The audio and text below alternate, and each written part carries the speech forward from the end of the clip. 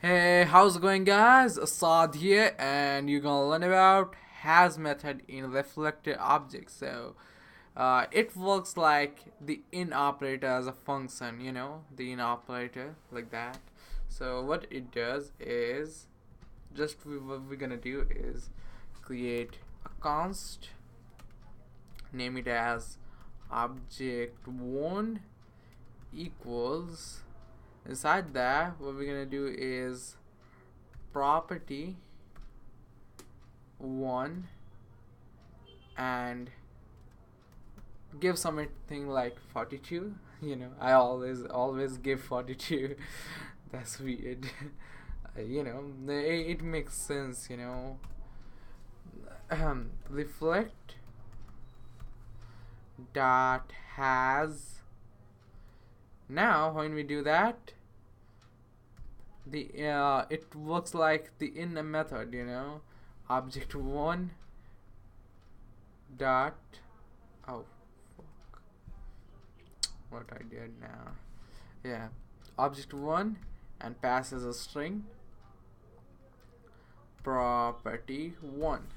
Like if we check like property 1 in object like that, if we got, it will give you true, just the same way it's in the case of reflect, just the ways changes. Yeah, there is no difference. That's how I know. I don't think there is another difference. So I will suggest don't use this process, but for purpose of studying you need to know.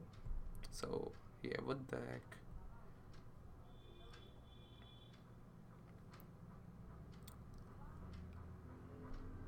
Oh yeah, there was be yeah, what the heck. Yeah, now it works. Yeah, true. So this is what it does. If we throw anything other than that, it will not work. Like if I throw like 2, it's gonna say false. But yeah, now a good thing. Better I remember, if we do like 2 string string string, it's gonna say true.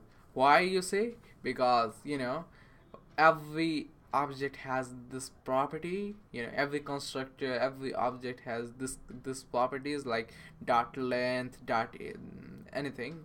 Those things are properties of those. So this is one of them, to string. So yeah, hope you guys understand. Thanks for watching. See you guys in the next tutorial.